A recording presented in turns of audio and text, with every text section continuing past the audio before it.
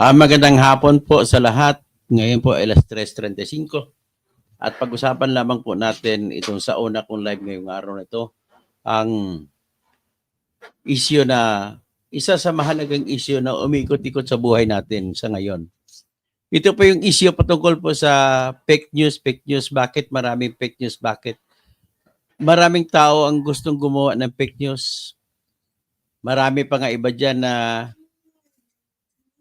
nagpapalabas, patay si ganito, babalita patay si ganito. Pero eventually po, nakikita ko po yung may ibang tao talaga na sadyang gumagawa niya na laro nila. Meron din ibang tao na kumbaga natutuwa sila na makakaloko sila. Meron din ibang tao, kagaya sa mga laro ng mga journalists, may tinatawag kami dyan nung araw ng ako ay sa People's Tonight pa na isang editor. Marami pong mga reporter dyan tinatawag na binibiro ng ibang reporter din. Nilagyan na kunwari balita at iba balita tapos hindi pala totoo. So fake na ang news, hindi na totoo ang news. So nangyari dyan, tawag dyan kuryente. Ibig sabihin, yung laro na fake news ay mula pa nung araw yan. Kahit nga sa panahon pa na hindi natin nalalaman, hindi pa tayo na ipanganak, narinig ko na may tinatawag na Niños Innocentis Dias. No, Dia Innocentis Niños. Innocence Day, December 28 lagi, ay maraming gumagawa ng kwento na hindi totoo. Pero ang pakay ay lulukuhin yung tao na mga binibigyan ng sinasabihan ng hindi totoo. So, pero ang pakay naman dyan ay hindi para talagang na magkaroon ng sitwasyon na manluko, kundi ang pakay naman biro. So, ibig sabihin, may fake news na biro lang ang pakay at may fake news na magpapaligaya lang, maliligayahan lang siya. Ang pakay niya, mayroong ibang nagpe-fake news naman na tinatag na kung minsan, iyon po ay mayroong prank, di ba? Nangyayari diyan fake news sa pranking.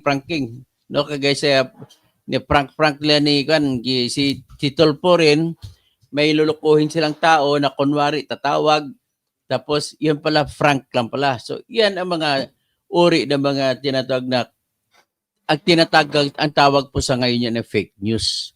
Pero kung ako, sana hindi sana fake news ang tawag. Pero wala na tayong magagawa, yan ang terminology na binibigay. Ang ibig lang sabihin ay nagkwento ng isang bagay na hindi nangyari at pinapalabas na totoo. So, ngayon, ang uri na yan, umikot hanggang sa ngayon at ginagamit na sa pampolitika. So, marami po tayong nakikita na fake news ng mga Duterte camp sa pinapalabas at marami, sa totoo lang, biktima rin ako dito eh. Tapos marami din, hindi po lahat ay inosente. Marami din ginawa sa kampo ni Bongbong Marcos ay fake news din. Kagaya nito, nalaman ko ngayong araw lang at kahapon, nag-fake news din si BBM.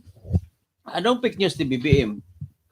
Yung inanunsyo niya na siya ang nagpataas ng subsistence allowance ng mga sundalo natin. Mali po yun.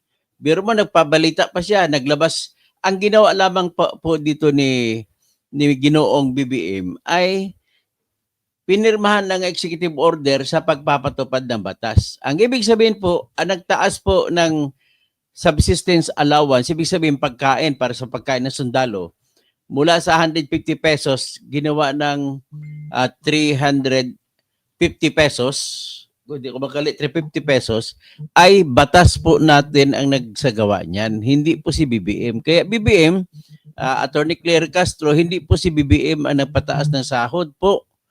Basahin niyo po ang General Appropriations Act. Andun po yan nakalagay, subsistence allowance ng mga sundalo ay ginawa ng 350 pesos bawat isa, bawat araw. Okay? So, yan po ang isa pang fake news na tawagin mo si BBM na inosente ba siya? Kung ako tawagin mo, hindi siya inosente. Ang pakay lamang niya magpapabango sa sarili. So, hindi naman ito pakay para kung ano-ano pa, para ipabanguhin ang sarili. Kasi meron siyang issue sa ngayon na tinitira siya naman ng mga kabilang partido. Tapos may isa pang fake news din si BBM na pinalabas niya, nagagalit siya, nag-react siya na sinabi daw ni Sara na siya ay pinaparesign ni Sara. Ang totoo, hindi po si Sara nagsabi sa kanya. So, ibig sabihin, kailan man nangyayari ang fake news, kuminsan nangyayari sa kainitan ng palitan ng salita. Kuminsan, inosente pagkagawa. Kuminsan, talagang sinasadya. At kagaya na may nahuli rin tayo sa mga grupo naman ni Duterte na yung may rally nung ibang concert nung ibang panahon, pinapalabas na rally ni Duterte. Ang problema kasi ito, marami talaga na hindi mo rin makokontrol. Sa grupo naman ni BBM, marami maka-BBM na gumagawa ng fake news para lang palabasin ng fake news. Ako nga, tinitira na fake news ako nung nag-post ako kanina ng litrato na kung saan natutuwa lamang ako sa isang litrato dahil nakita ko doon ay Ateneo de Davao sa litrato. Tapos may kalsada ng Davao at wala po ako nakita ng mga kawad ng kuryente na nakalambitin. Kumbaga, natutuwa lamang ako sa maganda palang tanawin ang isang lugar na walang mga wire-wire, mga poste-poste sa kuryente. So, nasa ilalim ng lahat underground. Tapos, maraming iba, hindi makaka-move on yung mga ibang tao. Sabi niya, bakit mo ipopost yan? Kumbaga, ano bang connection nyo kay Duterte? Unang-una, sabihin ko sa inyo, may bahay po ako sa Davao City. May bahay ako doon. So, ano naman ang connection kung taga Davao ako, halimbawa? Pero taga Cotabato din ako, may bahay din ako sa Davao. So, ngayon, parang ang sama ng dating sa kanila, kung mag-post lang ako ng litrato na isang maganda at lugar ng Davao, ay didiis ka ba? Ano naman connection sa didiis? Binabagit ko lamang ito para po maging mahinahon po tayo lahat. Naintindihan ko yung init ng palitan sa kadalawang grupo. Hindi naman ibig sabihin na kung mag-post ka ng patungkol sa lugar sa Davao, ay didiis ka na. Maraming taga Davao dyan, ayaw kay Duterte, gano'n na kasimple. Bakit may tumakbo si Nograles laban kay Duterte, pero taga Davao siya? Hindi ibig sabihin po, alisin nyo po sa isipan nyo na kung mag-post man ako ng lugar ko, halimbawa sa Davao City, ang bahay ko sa Davao City, hindi ko po post yun. Malalaman nyo kung saan ang bahay ko sa Davao City. Baka malalaman pa ni Duterte, galit pa naman sa akin yun. Gano'n lang po kasimple yan. Kaya pag fake news, bago naman kayo, kay tayong mga nakatingin, may obligasyon din po tayo na tingnan muna kung talagang fake news bago ka makapagsalita na wagas na, hoy, fake news ka, Toto. I-check nyo muna kung talagang fake news ba ako. Ganoon kasimple. Ako naman, kuminsan, inosente, biktima rin ako dyan. Mag-share ako, pero hindi po pwede kailanman magiging guilty ang taong nag-share. Si Erwin Tulfo na walang alam sa batas, nagyayabang pa, nagsalita pa na pati daw nag-share ng mga fake news ay paparusahan. Ano ka ba? Unang-una, nais ko lang banggitin, i-define natin strictly speaking, ano ba talaga ang fake news? Ano naman yung tinatawag na kalayaan ng pagpapahayag at kalayaan ng pamamalita? Okay? Ganito po yun. Minsan, may mga bagay na klaro natin na fake news. Halimbawa, kagaya nito na sinabi ni BBM na siya ang nagpataas ng allowance kada araw ng mga sundalo natin. Hindi naman siya ang gumawa niyan . In fact, wala nga yan sa budget na hiningi niya . Kundi nilagay lang yan ng Bicameral Conference Committee ng Senado at ng House of Representatives na nilagyan nila ng 350 pesos na subsistence allowance ang mga sundalo. Ito'y nilagay nila pagkatapos na tinanggalan nila ng 15 billion pesos ang modernization proposal budget na ginagawa ng Armed Forces of the Philippines. Ang hiningi ng Armed Forces of the Philippines ay 50 billion. Bagkus ang ginawa nila, nang tinanggal nila, mukhang naalarma ata si Romualdez na nagagalit mga sundalo, ay nag-propose sila, dagdagan, imbis 150 pesos a day, yung allowance ng mga sundalo sa pagkain, ay ginawang 350. Aba, maluho yun ah. Pang ano na yan eh, pang maramihang kain. Halimbawa, kung 150 dati, ay bili ka ng isang lata ng sardinas. Magkano lata sa lata ng sardinas? Sabi natin 10 piso. Tapos bibili ka ng isang kanin, 20 pesos lang, busog ko na. Kung kukunti lang kinakain mo. Pero kung damihan mo, sabi mo, times 2 mo, ibig sabihin ng 50 pesos ay nakakakain na ang sundalo. Ganyan ginawa pang 350 sa ngayon. Hatiin mo sa tatlo, ibig sabihin, kada kain, 100 pesos, tapos may sobra pa na 50 sa isang araw. So, yan ang example ng fake news na gawa naman sa side ng BBM. At si BBM mismo ang may mali. Siya mismo nag-anunsyo. So, anong pakay? No, masama ba yun? Wala akong nakikitang masama doon. Kasi siyempre, pwede namang sabihin ko minsan dahil ikaw nagpapatupad ng batas, pinatupad mo na ang batas na nagsasabi bigyan ng 350 pesos kada araw para sa pagkain ang bawat sundalo natin. Pero fake news din yan. Ganun lang kasimple. Tapos isa pang fake news na sinasabi ko na nang binalita nila, nagagalit ang kampo ni BBM na binalita daw na hiningi daw ni Sara Duterte na mag-resign si BBM doon sa kanyang talumpati sa The Hague sa Netherlands kasi marami libo-libong mga Pilipino ron ang kumakampi sa Duterte na nagrarally. So doon sa nagrarally salita. Pero tahasang sinabi ni Sara, wala pa akong sinabing ganun. So ibig sabihin, in the heat of anger, maraming mga palit-palitan na salita na nangyayari. At ang tanong, dapat ba natin itong labanan ang fake news? Una, para sabihin natin labanan ng fake news ay magtanong muna tayo sa sarili, nasasaktan ba tayo sa fake news? Yung fake news ni BBM, hindi naman nakakasakit yun. Wala namang problema kahit na nagkamali. O yung ano ba naman sa mga ginagawa naman ng Duterte, napansin ko yung isang nilabas ng mga out of context lagi ang mali. Yung kagaya ng, ano ba yung nakita ko na sinasabi ng mga, na-limit makita ko sa mga rally nung araw, mga ilang araw nakalipas. Yung rally na pictures ay pinalitan, marami kasi magagaling kasi lahat ng mga ano eh. Pati nga si Lisa Araneta Marcos nagpe-fake news din.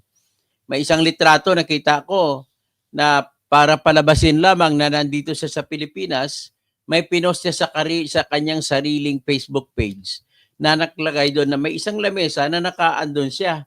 Pero hindi ka maniwala na siya yon pagkat ay ang lamesa, ang mga tao nakaupo ay may pagkain, may kani-kanyang pinggan, except ng isang lalaki. Tapos, lahat ng mga bangko na inuupuan ng mga tao na nakaupo doon sa gilid ng lamesang iyon, ay ang mga bangko nila ay may sandalan. Bukod tangi si Lisa Araneta Marcos na walang sandalan. So obviously, kasi marunong din ako gumawa ng Photoshop, kinopya lang yung figura ni First Lady at saka nilagay sa litrato. Parang gano'n. Ibig sabihin, marami pong marunong gumawa ng gano'n. So, anyway, ang tanong ko lang, may katuturan ba? Dapat bang pagtuunan natin ng pansin yung fake news na yan? Kung totoo man ang fake news, kagaya si Abante, nagreklamo siya. Galit na galit siya sa mga DDS vloggers. Ganon din si Marcolita, nagagalit siya kay Attorney Insurrecto nang sinabi ni Attorney sa Attorney Insurrecto na siya ay nambubula, ay opinion lamang ni Attorney Insurrecto yun, hindi fake news yun. Opinion, ibahin natin ng opinion. Pero nagalit doon si Marcolita. Okay, overall, summarily speaking, dapat ba talagang pigilan natin yan? Titingnan nyo si Trump. Number 1 na magbibigay ng maling balita sa Amerika ay si Trump. Oh, ngayon, bibilangin mo lahat ng salita niya, 10. Itong magsalita din si Duterte, karamihan doon, hindi naman totoo. Marami niya, kung mag-speech siya, narinig naman natin. So, kung ganon, hindi hindi yan ibig sabihin hindi top concern ng kagaya sa Amerika. Hindi top concern bakit pinanalo pa rin ng mga Amerikano si Trump despite the fact na totoo naman na laging marami siyang maling salita. So, ulitin ko lang, hindi big deal kung nagbigay man ng maling balita na hindi totoo. Hindi big deal sa akin 'yon. Halimbawa ako, tawagin akong sabihin na natin si Dr. Toto Kausing ay ay sabihin na natin ay makadidiis na. Hindi naman totoo 'yun, makadidiis ako, pero magagalit ba talaga ako? Dapat hindi naman ako dapat magalit. O kung sabihin makabibiim na, hindi naman ako dapat magagalit. So ano ba yung talagang fake news? Ang unang tanong ko, nakakapatay ba yung fake news? Sagot ko, hindi po nakakapatay. Kaya sundin na po natin yung batas sa Amerika na may tinatawag sila na Fourth Amendment na may kalayaan ng lahat sa pagsasalita. Kasi kung minsan po, yung fake news na hindi totoo, pagsalita ng hindi totoo, ay ginagamit din sa pakikipaglaban. Freedom of expression. Ibig sabihin ganun nun. Marami pong paraan na figura ang tinatawag na freedom of expression. Minsan po, yung freedom of expression ay ehemplo lamang yan, yung magsasalita. Kami po ay mayaman. Pero ang ibig sabihin ng mensahe ay pinaparating mahirap. Kami po ay inalagaan ng bayan. Pero gusto lang ipahiwatig. Reverse psychology ba? So kung ako tanungin mo, hayaan mo yung tao sa Facebook, sa Instagram, o YouTube man, o Facebook man, o TikTok man, o X man, na maglaban-laban. Kung ako tanungin mo, hindi big deal sa akin yan. What is important is, halimbawa, kagaya kay Bongbong Marcos, marami siyang biktima rin siya ng maraming beses din siya ng biktima ng fake news. The best way to fight off fake news is, pag narinig yung fake news, magsalita kagad kayo. Hindi kayo sa gilitan mo ng liig ang tao nang dahil lamang sa nagsalita siya ng hindi totoo. Tawagin na natin sinungaling. Mas maganda yung gano'n, tawagin mo sinungaling, kagaya sa ginagawa ko na ilalatag ko ngayon dito yung inanunsyo ni Judge Jimmy Santiago na siya ngayon kasalukuyang ulo ng NBI na gagawa daw sila ng diskarte na labanan ang mga fake news vloggers doon sa Amerika. At gagawin niya daw, makipag-usap sila sa Interpol. Ito pa lang, yung sinabi pa lang yan doon ni Judge Jimmy Santiago ay fake news na. Bakit? Ang Interpol po sa Amerika hindi nag-aresto. Hanggang tanggap lang yan, okay. Watch out lang sila. Tatignan nila kung tao na sinumbong mo. Hanggang doon na sa ganun. Ibig sabihin, ito pala si Jimmy Santiago, nagpe-fake news din. So, lalabanan mo fake news, pero ikaw nagpe-fake news din. So, kung ako tanungin mo, hindi big deal yung fake news. Ang importante lamang po, pag may oras na may nakuha ka, isang hindi totoo na ginawa, wala ka nang ibang gagawin. Huwag mong hulihin ang tao kasi hindi po krimen yan. Kundi, magsalita ka kung anong totoo. Labanan mo, hindi po yan totoo, ito po yung totoo. Kaya, kontra din ako sa ginawa ng NBI na hinuli yung isang tao, DDS vlogger daw yon, na nagpost sa YouTube ba o sa Twitter ng salita na sinabi daw ko doon ni BBM, pero hindi naman yun ang totoong sinabi ni BBM. So bakit nyo hulihin? Sige nga, ano bang meron doon? Kumbaga, pwede rin sabihin ng tao dyan, totoo, sinadya ko yun, baliktarin, kasi iyan po ang aking protesta. Diba, maraming pamamaraan sa pag-express ng freedom. So ngayon, kung ganoon, may freedom of expression tayo sa ating saligang batas sa Section 4, Article 3 na nagsasabi, no law shall be passed abridging the freedom of expression, of speech, and of the press, nor the right to peaceably assemble and to redress grievance, to petition the government to redress the grievance. So ibig sabihin, hindi naman nagbabawal ang konstitusyon na fake news, kundi nagbabawal sa paggawa ng batas para labanan ang pag-express, inyong paglabas ng damdamin. So sa paglabas ng damdamin, posible naman po na hindi totoo ang mabanggit mo. Posible naman na ginagamit mo lang ang kasinungalingan o hindi totoo kabaliktaran sa ginagamit mo na reverse psychology fight. Ganun po yan. So halimbawa, sabihin ni Richard Hidarian na kaming mga taga Mindanao ay mga sub-Saharan. Anong ibig sabihin ni Richard Hidarian? Dapat ba siyang parusahan sa ganon? I beg your pardon, hindi natin siya dapat marusahan sa ganon. Kundi mag-express lamang kayo ng inyong kontrang galit na bakit tinawag kang ganon. Hanggang doon lang. Express din kayo. Kaya ginawa ko, binatikos ko rin si Richard Hidarian nang sinabi niya, mga taga Mindanao ay sub-Saharan. So, ibig sabihin, hindi naman totoong sub-Saharan ng mga taga Mindanao. Kumbaga, I am there sa sitwasyon, hayaan magsalita ang lahat. Hayaan mo ang katotohanan na kung sino man ang nagsasabi na siya totoo, lalabas at ipakita ang dokumento, ito po ang katotohanan. Kaya sinabi po niyan ni Justice Oliver Wendell Holmes sa kanyang walang kamatayang desisyon na sinulat para sa Supreme Court ng United States of America. Sabi niya, the best test of truth is to allow all thoughts to clash in the marketplace of ideas. Ganun lang. Hayaan niya para madiscover mo kung alin ang katotohanan, hayaan mo ang lahat ng nabanggaan na salita, kahit na welcome, kahit na nagsasalita ng kasinungalingan, welcome, nagsalita ng katotohanan. Pagbangga-bangga dyan sa marketplace of ideas, at ang mananaig dyan ay kung ano ang katotohanan. Sa kanyang essay, si John Stuart Mill, na isang philosopher noong araw pa, kanyang hinalimbawa, kasi nag-invoke din siya na marketplace of ideas, hinalimbawa niya yung panahon ni Kristo at saka panahon ni Muhammad. Sa panahon nila, walang mga naniniwalang tao sa mga sinasabi nila.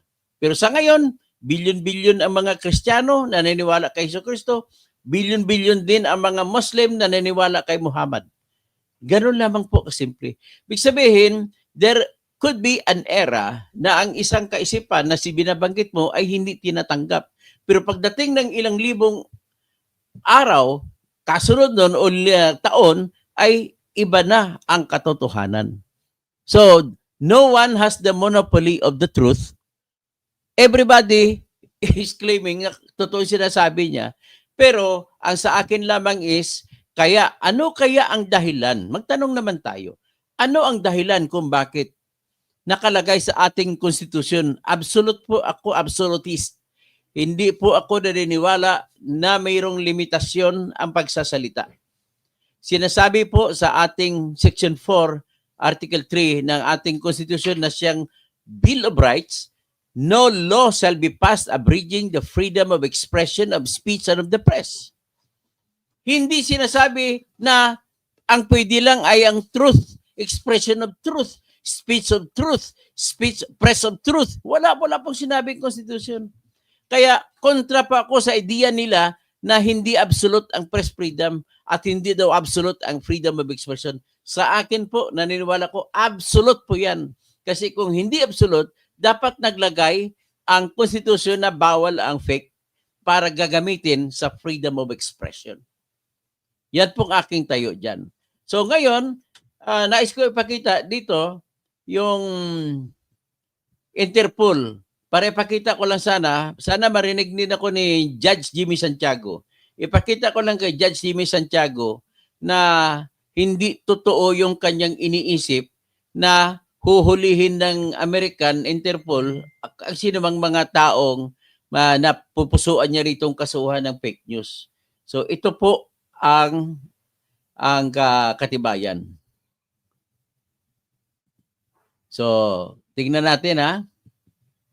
O yan. Interpol, Washington, US Department of Justice. Yan. Siguro nakita nyo. Ito, daling ko dito sa sentence na ito. Once published by Interpol, sabi ng Department of Justice ng United States of America, once published by Interpol, Each member country determines what effect to give a notice within its jurisdiction according to its national law and practice. The United States does not consider a red notice alone to be sufficient as basis for the arrest of a subject because it does not meet the requirements for arrest under the Fourth Amendment. Yan of the Constitution. Ayaw nila mag-aresto nang dahil yan sa Interpol. At bakit naman ang Pilipinas ay nagkunwari, inaresto si Duterte dahil sa Interpol? Ano naman kaibahan nun?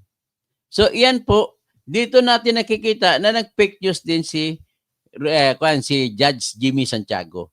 So, para mapakita nyo, iparinig ko sa inyo ang interview ni Ted Filon kay Jimmy Santiago.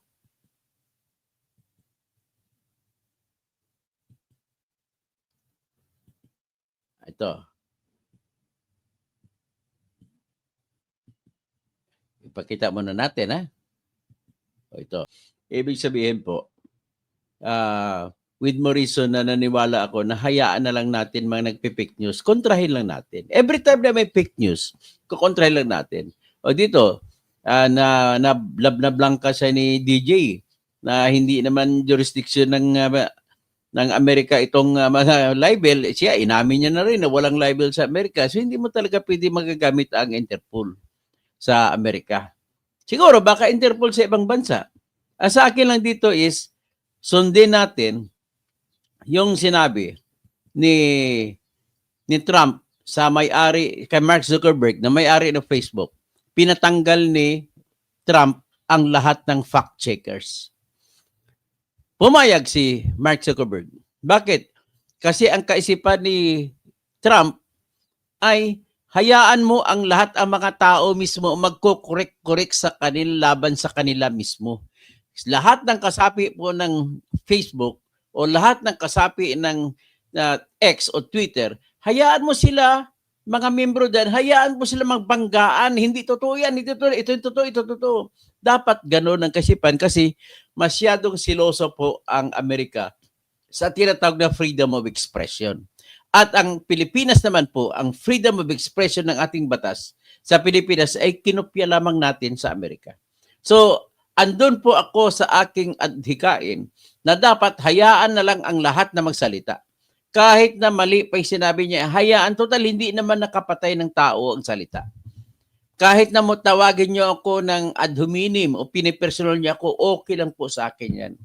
That's it. Hindi naman yun nakakasakit. Ano lang yun, pag sinasakit mo, sakit damdamin mo, pride na lang yun. Halimbawa, tawagin ako kalbo. Bakit ako magagalit kung tawagin ako kalbo? Kahit tawagin niyo ako pangit, bakit ako magagalit? Tawagin niyo ako pangit. Tawagin niyo akong bobo, okay lang sa akin yun. Walang problema yan. So, dapat ganun ang kaisipan natin ng lahat.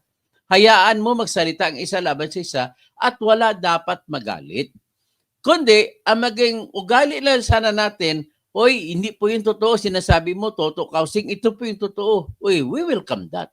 O kagaya ng example, nag-post ako ng litrato na doon makikita mo sa litrato yung Ateneo de Davao. Nakikita ko wala na yung mga poste ng Davao Light and Power. Kumbaga, lahat kasi ng mga kuryente sa ilalim na ng lupa dumadaan. So, pinost ko para sa pag-express ng aking kagalakan at maipakita ko rin sa iba na maganda pala ang Davao na walang mga poste ng kuryente, tingnan, at walang nakakaharang. Akalain mo na mayroon pa naman nagsasabi, ako natutuwa lang ako, sabi, DDS ka na ba? Anong connection sa DDS nang nagpakita ko ng Davao? Una, sinabi ko nga sa inyo na may bahay po ako sa Davao City. Ganun lang kasimple po. So, ngayon, siyempre, being a resident there, sometimes hindi naman ko residente dyan, kundi minsan pupunta ko, natutulog ako dyan, magbabakasyon ako mga isang linggo, alis na naman ako. Ganun naman ang ginagawa ko. Bilang isang tao na nakabili ng bahay at lupa dyan sa Davao City, siyempre, wala na ba akong karapatan i-post ko kung ano makikita ko sa Davao? Ganon po, inahalin tulad ko lang at hindi naman dapat ako magalit. Kahit sasabihin pa ako, mumurahin ako. Kahit hindi naman totoo na didiis ako, tatawagin ako didiis, hindi naman ako dapat magalit. Unang-una, bakit ako magalit? Ano ba, ikakahiya ko ba yan kung totoong didiis ako? Or ikakahiya ko ba yun kung talaga ako ililista ng BBM? Hindi. Kundi, ibig sabihin, ako ang ginawa ko, imbis na magalit ako, nagsalita ako. Sabi ko, hindi porket nag-post ako ng litrato sa Davao, ay didiis na ako. So, gano'n na simple lang ang pagblangka. Simple lang ang pagsalita na hindi totoo sinasabi laban sa akin. So, in the same manner, it's now high time na mabigayan tayo sa isa't isa. Kahit na tinawag ka, minura ka, ako kahit mamurahin mo ako, baliwala sa akin po yun. Although, siyempre, sumasakit din damdamin ko. Pero, ugaliin na natin po, i-train natin ang ating sarili na matuto na tayo tumanggap ng mga ekspresyon o pagpapahinga ng damdamin ng iba laban sa atin. Kaya nga sabi nga na Voltaire, I may not like what you say, but I will defend to death your right to say it against me. So ganun lang po kasimple yun. Dapat ganun tayo sa kaisipan. Mataas dapat ang ating pagpapahalaga sa kalayaan ng pagsasalita. At yung iba naman, huwag kayo magbalat sibuyas. Kahit hindi po kayo nagtatrabaho sa gobyerno, may obligasyon din po kayo na umintindi baka ang nagsalita ng hindi maganda laban sa iyo ay may sarili din niyang problema. At maybe, siyempre, masaya ka na ba pag sinabi mong ganun laban sa akin? Adi okay, sige, you can speak it further if you want to. Basta ganun lang ako, dapat itigilan na natin itong fake news. Kasi siyempre, halata ko naman na marami sa kakampi ni Duterte sa gusto nilang ma-insulto ito si BBM, gagawa ng ibang mga hindi totoo. Fake news, kagaya kay General Nictore, inaristo, inapplyan niya mismo ng search warrant. Equipment, ito si Ernesto John Abines, na si John Abines daw ang nag-post ng litrato na nakikita sa ospital ang isang tao na may mukha ni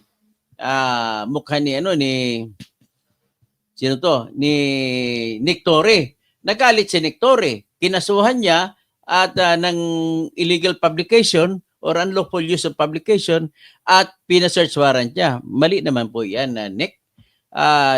Lumalabas lang po yan na ikaw ay balat sibuyas.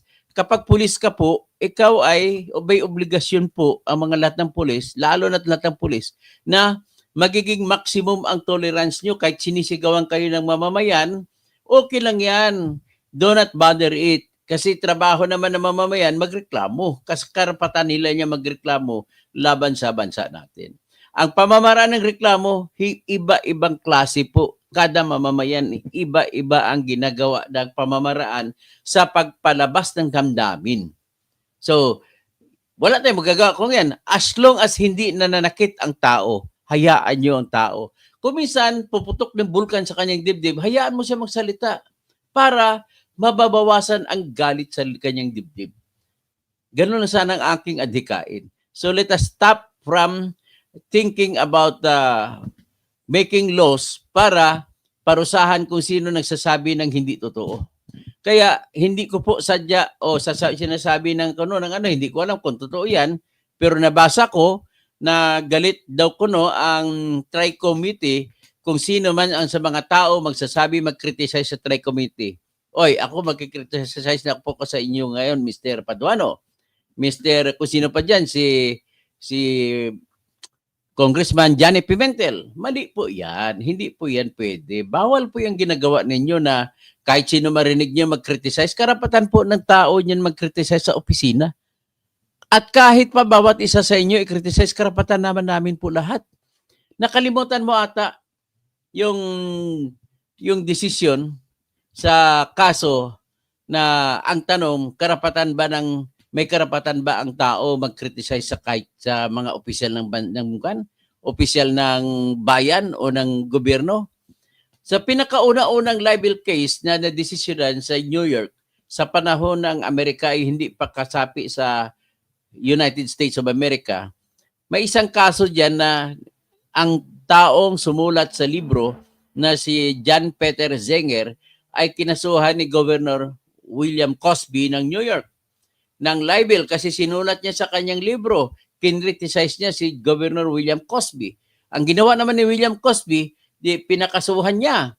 Siyang gobernador, pinakasuhan niya. Ang gusto niya mangyari, mga judge na tinalaga niya ang magdidesisyon. Lumaban po sila ni Jan Peter Singer. Isa siyang German na tao galing sa Germany, pumunta sa Amerika. At may abogado siya na mga tumulong sa kanya at naipilit nila na jury o mga tao na bumubuo bilang judge ang nagdesisyon. Ang kanilang argumento, katotohanan naman ang sinasabi namin at may karapatan kami mag-criticize sa kahit sinong opisyal. So kaya nagdesisyon ang jury that napanalo si Jan Peter Singer. So in the same manner, sa desisyon naman ni Justice George A. Malcolm, isang Amerikano na justice sa Philippine Supreme Court noong araw, na siyang nagtayo ng University of the Philippines College of Law. Kaya yan ang dahilan kung makapunta ka ng UP College of Law, makita mong Malcolm Hall. Si Justice George Malcolm yun. Sinabi niya sa kasong US versus Felipe Bustos Jr., sabi niya, the interest of the society and the maintenance of good government demand full discussion of public affairs. Sabi niya, officials have no right to be onion-skinned insofar as the criticisms against their performance of their official functions are concerned. So, yan ang sinabi niya. Tapos, rising above the Vice President, the President, even the senators, lahat-lahat, mas mataas pa ang kailangan ng pagbibigay ng galang sa Estado. Kasi ang lahat ng kritisismo, ang pakay ay chine-check po yung pang-abuso. Tine-check po yung pang-nanakaw. Kaya ang mga kritisismo, lahat tayo, ang ating binabanggit, ay nakakatulong sa pag-unlad ng bansa. Kasi bansa po, sino ba naman nagkukritismo? Kritismo, karamihan, oy, magnanakaw ka. Huwag mo na tawiin mo na pagnanakaw. Ibig sabihin, ang pakay po ay tigilin ang mga masasamang gawain. So, iyan naman po ay sa pakay na maiangat ang status ng ating bansa tungo sa mas malinis na pamamahala at mas maunlad na pamamahala at mas mapayapang pamahalaan ang mangyayari. Yan naman po ang lahat ng target ng mga kritisismo. Sa New York Times versus Sullivan na kaso noong 1964, na dinesisyon ng United States Supreme Court na laging sinusunod ng Philippine Supreme Court ay nagsasabi na kahit may kunting pagkakamali sa facts, sila ni Dr. Martin Luther King Jr. ay tinitingnan yan ng liberty of the press at liberty of expression na isang hindi maiwasang katotohanan na sa pakikipagpalitan ng salita, hindi natin may expect na perpekto ang mga katotohanan na mababanggit. Kaya, inabsuelto ng United States Supreme Court sa civil case damage award ang grupo nila ni Dr. Martin Luther King at ang New York Times versus Sullivan. Nung pinablis nila sa isang advertisement sa New York Times na nireport sa buong bansa na ang mga pulis doon sa Montgomery, Alabama, na sa pamumuno ni Commissioner Sullivan ay nang-aapi ng mga negro. Binubumbahan ang mga bahay. Marami po doon na patunay na hindi totoo na nangyayari. Pero sabi ng United States Supreme Court, expected yan mga pagkakamali sa mga facts. But then the bottom line is, under the Fourth Amendment of the Constitution of the United States of America that was ratified on July 4, 1776 in Pennsylvania, ay nagsasabi kailangan ang lahat ng tao ay mayroong kalayaan sa pagpapahayag. Regardless kung mayroong pagkakamali sa mga katotohanan, ano ba totoo o hindi, may pagkakamali. What is important is, the bottom line is, the officers in our government have no business in demanding that all people who are criticizing against them must take their facts true to the letter. You cannot expect that. Everybody would be giving you that true account of facts. Kaya nga sa pagpalitan ng mainit na diskusyon, ay hinahayaan yan ang lahat naman ng diskusyon, ang pakay ng lahat ay para sa kagandahan ng bayan. Ganun naman po. Okay? So, whether pro BBM or anti-BBM, whether pro-DDS or anti-DDS, pro-Lene or pro-Makabayan, whatever, medyo may pagkakamalian sa facts, basta makikita mo, ang iba na sabi ko nga kanina, there is such a thing as expression of your disgust by presenting intently the bad facts. Hindi totoong facts.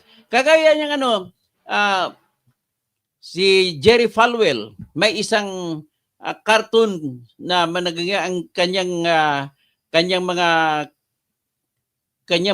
pinapublish ay para nagsasatire, nag-inis, nagpa-prank sa mga opisyal. Ito naman pinrank si Jerry Falwell na pastor, kilalang pastor sa Amerika. Nilagay pa sa billboard, this pastor fucked his own mother. O sa English maganda pakinggan, pero sa Tagalog, ano ibig sabihin nun? Ang pastor nito ay sa kanyang sariling ina. Nagkumaso si Jerry Falwell, pero nanalo pa rin yung satire. Satire lang kasi yun eh. Ano satire? You are expressing something just to express your disgust against a system or against a person. Okay? So at least sana naisipan nyo akong kaisipan ko kung bakit hindi dapat limitahan ang kalayaan ng pagpapahayag ng bawat isa. Kahit sabihin pa natin hindi totoong sinasabi. Ang unang rason ay ang konstitusyon natin, Section 4, Article 3, na sa Bill of Rights, nagsasabi ng no law shall be passed abridging the freedom of expression, of speech, and of the press. Hindi sinasabi, no law shall be passed abridging the expression of freedom using true facts. Walang sinabi ganun true facts. So, dapat ibig sabihin, pagka ganon, ay respetuhin natin absolutely. Walang limitasyon. Ang hayaan mo ang lahat ng tao na magsasalita. That's it. Yan lang po ang ating sasabihin at nais kong uulitin, lagi po akong naniniwala sa sinabi ni Justice Oliver Wendell Holmes Jr. na nagsasabi, the best test of truth. Sabi niya, everybody should be allowed to speak. And because the best test of truth, kung alin ang totoo, ang tanging pinakamagandang pamamaraan sa paghahanap ng katotohanan ay papayagan ang lahat ng salita sa isang merkado ng pagpalitan ng mga diskurso. At hayaan mo na mananaig ang kung sino man ang talagang totoo. Ganun lang kasimple. So the best test of truth is to allow all thoughts to class in the marketplace of ideas. Ganun lamang po ang aking kaisipan. That's why I'm still fighting na dapat ang freedom of expression ay absolute, walang limitasyon. Walang dapat makulong sa tinatawag na freedom of expression. Yan din po ang dahilan kung bakit ang Amerika ay tinanggal na nila ang kulong sa libel. Ang pwede ka na lang magsampa sa Amerika ay humingi ng bayad para kung ikaw ay nasiraan. Kagaya ng ginawa ni Amber Heard kay Johnny Depp, na sinabi ni Amber Heard na si Johnny Depp ay isang lalaki na nambubugbog ng babae. At para mapatunayan ni Amber Heard na nambubugbog ng lalaki ng babae ito si Johnny Depp, kanyang pinesenta yung video. Yung video na may sound lang marinig. At ang salita ni Johnny Depp, pinakmaririnig mo. Pero ang problema kay Amber Heard, sadya niyang pinutol ang video sa puntos na kung mapakinggan mo, ay klarong-klaro na hindi nambubugbog si Johnny Depp. Kaya naparusahan, ay hindi naparusahan, kaya sinintensyahan si Amber Heard na magbayad ng danyos kay Johnny Depp. So dapat sana ganun tayo. Ngayon, isa pa. Kung nag-away-away ang dalawang tao sa mamamayan natin, nagmumurahan, nagbabatuhan ng putik, tama ba na ang gobyerno natin makialam para parusahan kung sino nagbabato ng hindi totoo? Sige, sagot kayo. Ako tanongin nyo, hindi po. Hayaan nyo sila. Problema nila yan. Bakit gagastos pang bayan natin ng magbabayad sa judge, magbabayad sa fiscal para lilitisin lang siya, dalawa lang samang sila nag-away-away. That is their own personal and private problems. between them. Hayaan nyo sila mag-settle yan.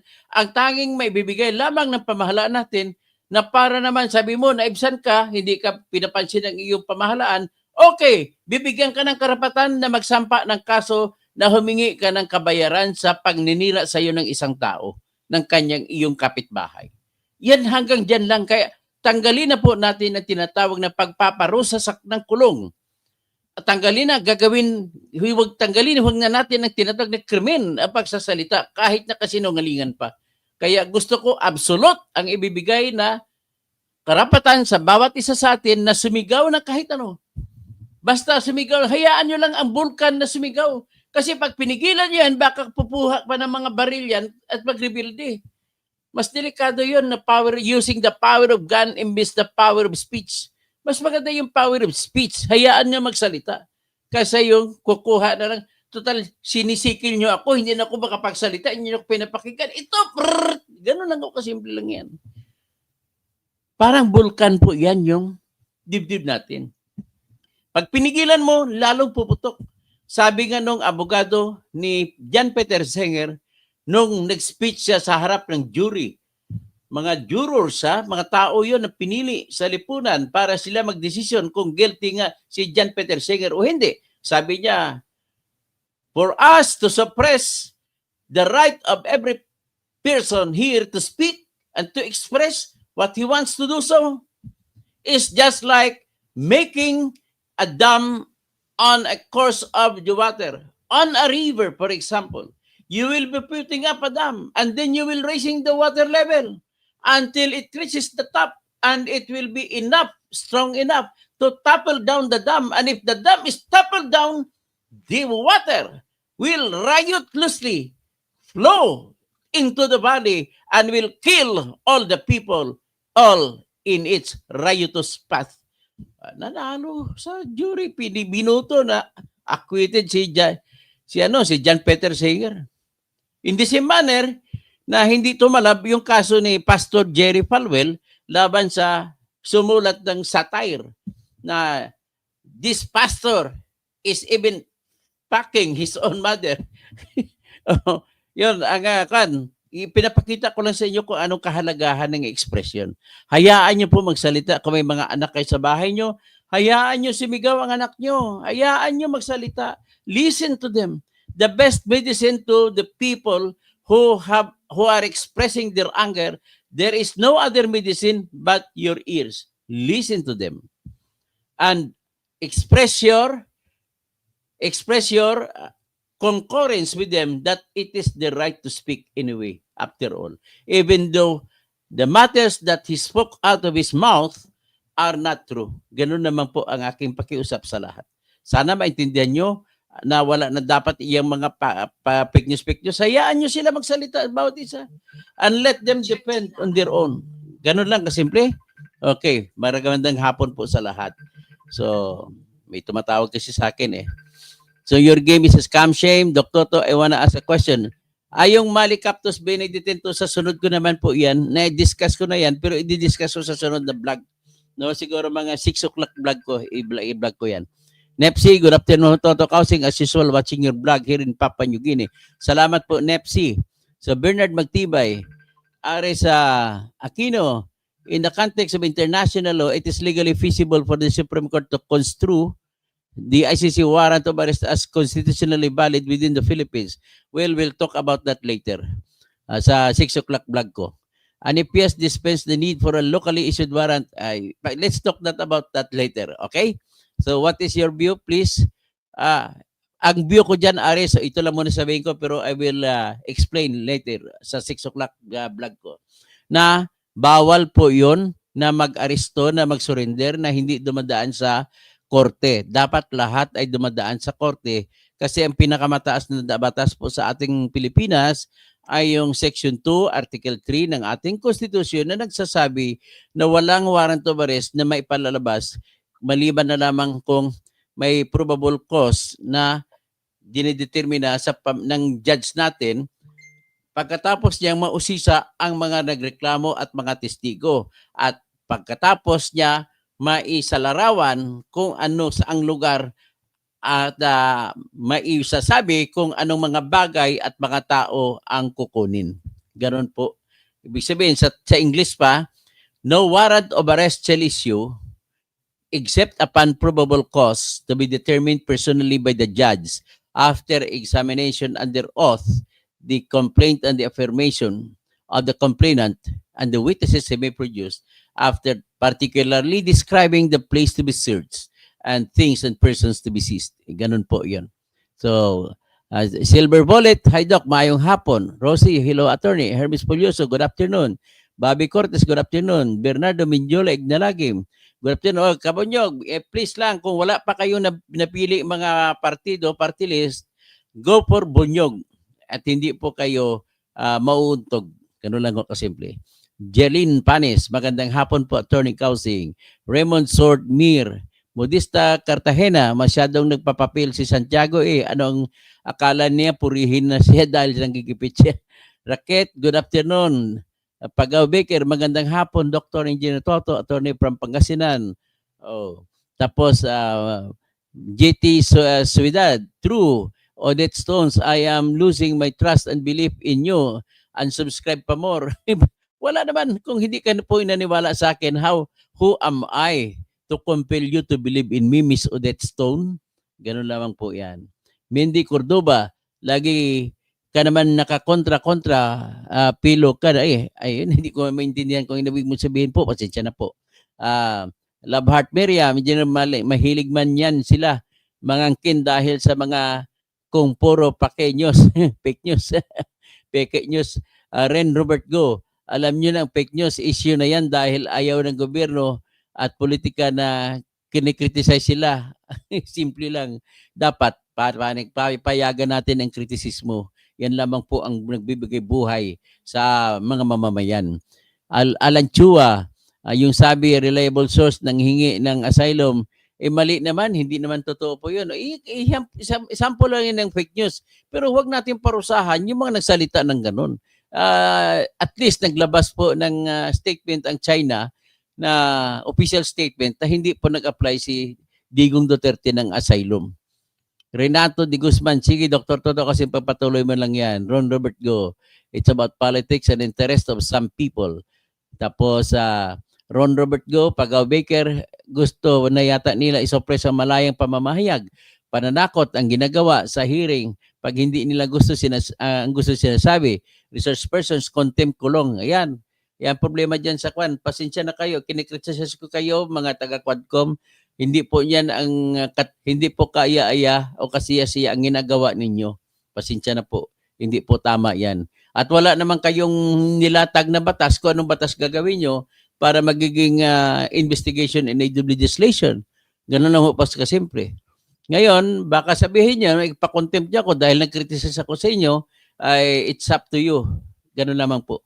Plasabas Reiki, magandang hapon po. Attorney Toto, saludo pa ako, magaling ka magpaliwanag sa batas.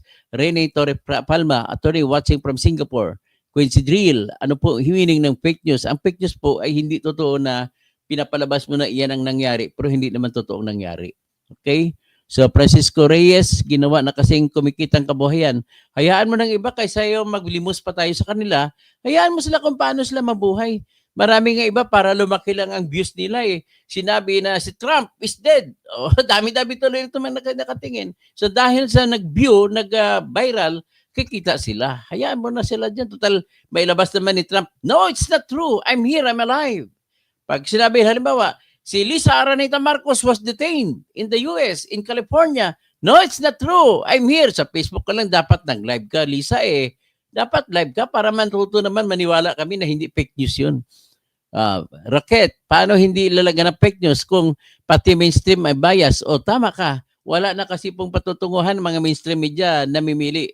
Ako galing ako sa mainstream media, pasensya na mo, kapwa ako taga mainstream media, tigilan na kasi natin tumanggap ng pera sa mga opisyal ng bayan para maging totoo. Pero kung titigil tayo, paano naman kayo mabubuhay? Yan po katotohanan.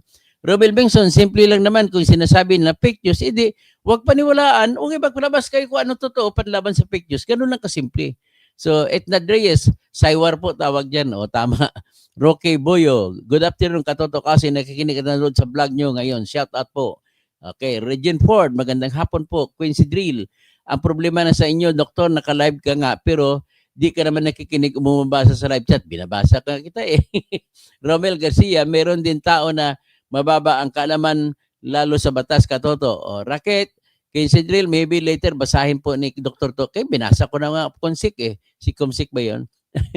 Racket, NBI, huwag maging emosyonal. Pag-aralan nyo ang bumuo ng mga bakit may fake news. Tapa, Kabayan Channel Engineer Tuto, dapat lang na makontrol ang mga as much as possible, iwasan natin. Mag-contribute sa kaayusan. Pero what can we do if we do believe in the power of expression?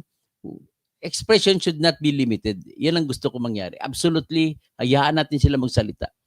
Racket, isama rin ang BBM vlogger. Dami pong BBM vlogger at DDS vlogger. Kung totoo lang pag-usapan na nagsasabi hindi totoo, yun, kung tawagin yung fake news, marami po, kabilaan side. Racket, Rappler as well.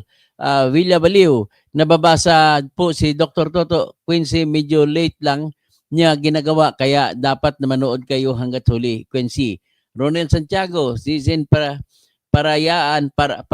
Ako lang ata yung vlogger na nagbabasa ng lahat ng mga comment ninyo eh.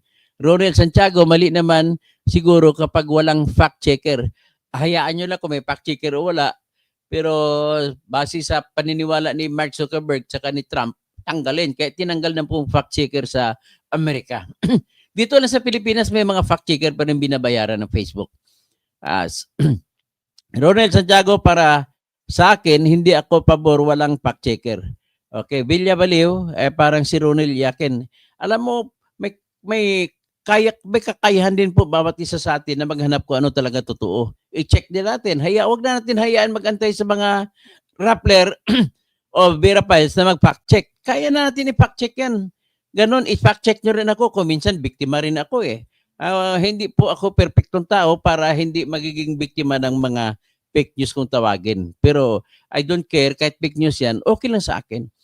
Willa Balo, sino kaya ang iyakin? Masaya kami mga kakamping sa away ng Duterte at Marcos. Villa Baleo, Kuya Jakes TV, kaya ingat ka Toto sa fake news, baka isa ka sa imbestigahan. Okay, pag inimbestigahan lang ako, then that's the time siguro that I will show to them the metal that I got in me. Romel Bengson, dapat ang tutukan ng NBI yung mga nakapila sa kanilang listahan. O nga, na wanted, hindi ka lang mahuli mga wanted eh.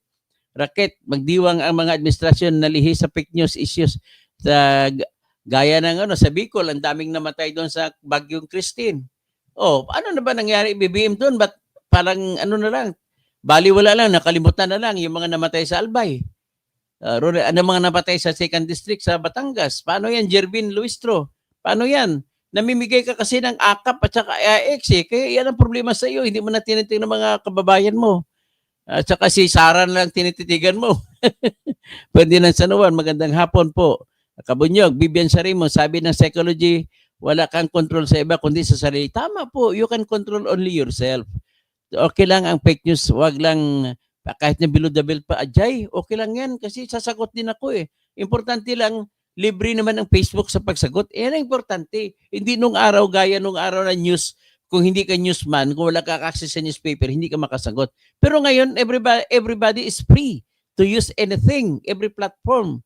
Tapos, Miss Rosani, I'm agree with you, attorney. Rocket, hello, Miss Rosani. Hi, Rocket. Ronel Santiago, walang katapusan, gulo sa mundo. Pag guro, fake news, mababasa at panood natin. Walang na, kontrahin nyo lang po, Ronel. Ipakita nyo lang yung ebidensya. Tapos, ang laban. Pag naipakita ebidensya na hindi totoo. So, huwag ka matakot, Ronel, kasi iyan naman po ay subok na sa Amerika. Hinahayaan ang lahat na magsalita. Walang fact-checking doon, kaya tinanggal ang fact-checkers. So, Racket, no law about fake news. So, anong kaso ipapile? Bahala sila kung mag-file sila ng kaso. Pwede naman po civil case eh.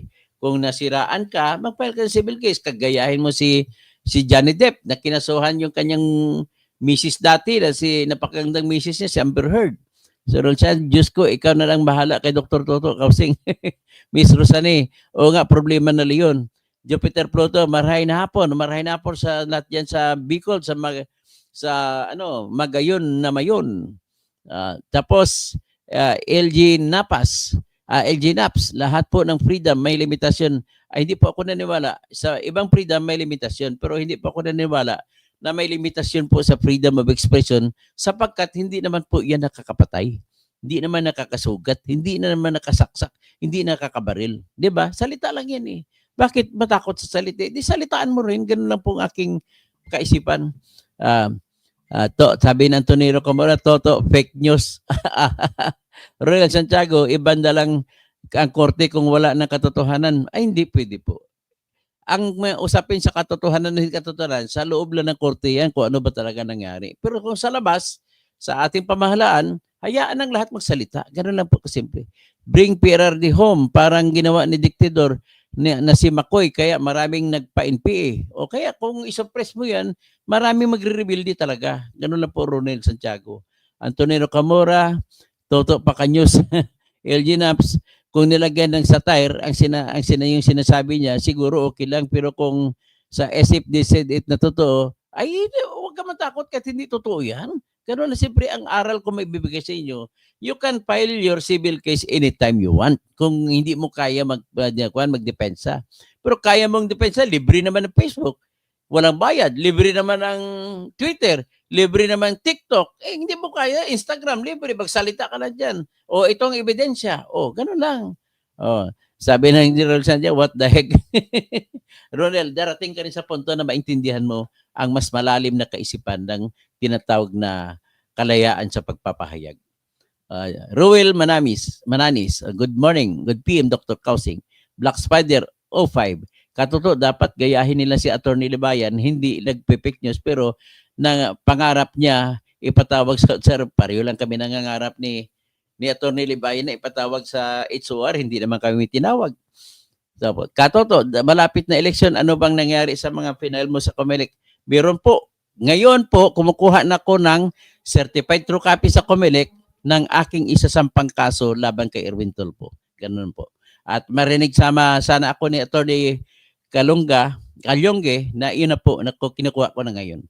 Jose Abonete, Attorney Kausing, good afternoon po. Tunay talaga pong hinyo. Ingat po kayo. Tama, salamat po. Black Spider 05, Jose Abonete, abogado ba si Katoto? Dating abogado po, Black Spider. Renato de Guzman, ano po masabi mo kay Attorney Respicio? Hanga po ako kay Attorney Respicio. Bata pa, matalino, magaling. Noel Dakara, ang tingin ko, yung nagagalit o napipiko ng news, fake man o hindi, di naman tayo mamatay ng fake news. Marasa pa silang may mga aral at, tama, may mga kukuha pa silang mga aral doon. Injula ko na, Black Spider. Tapos Rocket, salamat po sa iyong pakimkim. At maraming salamat mga ka-fake news. Tawagin na ka-fake news. Katotohanan at ka-fake news. Okay lang po. Masaya po tayo. Fake man o hindi.